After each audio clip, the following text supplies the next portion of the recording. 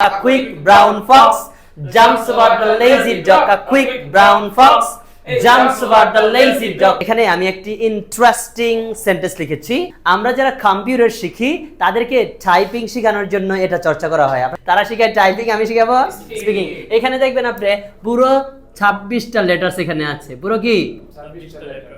তাহলে আমরা এই 26টা লেটারস এর উচ্চারণগুলো ঠিক করে ফেলতে পারবো। A quick brown fox. A quick brown fox jumps over the lazy dog. jumps over the lazy dog. বলেন একটি দ্রুতগামী বাদামি শিয়াল একটি দ্রুতগামী বাদামি শিয়াল অলস কুকুরটির উপর দিয়ে লাফ দেয়। অলস কুকুরটির উপর লাফ দেয়। এটা হচ্ছে প্রেজেন্ট ইনডিফিনিট। আ কুইক ব্রাউন ফক্স, এই পুরোটা হলো সাবজেক্ট। এই পুরোটা কি সাবজেক্ট। এই পুরোটা কি সাবজেক্ট। আচ্ছা, এই যে জাম্পস মানে লাফ দেওয়া, এখানে এস হয়েছে কেন?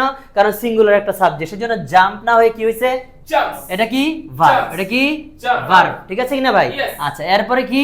Over the lazy dog. Present indefinite এই বাক্যটা আছে।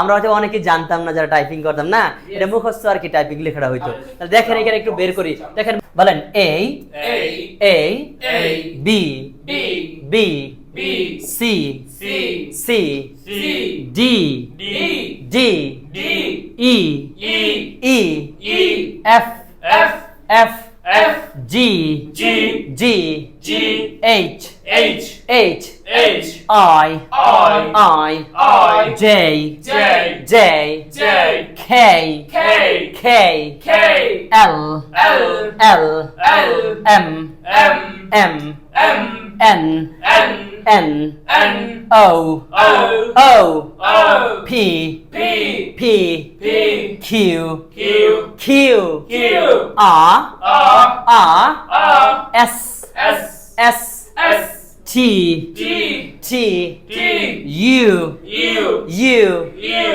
V V V V W W W W X X X X Y Y Y Y Z Z Z Z তাহলে দেখেন এবার পুরো 26টা লেটার এখানে আমরা পেয়েছি।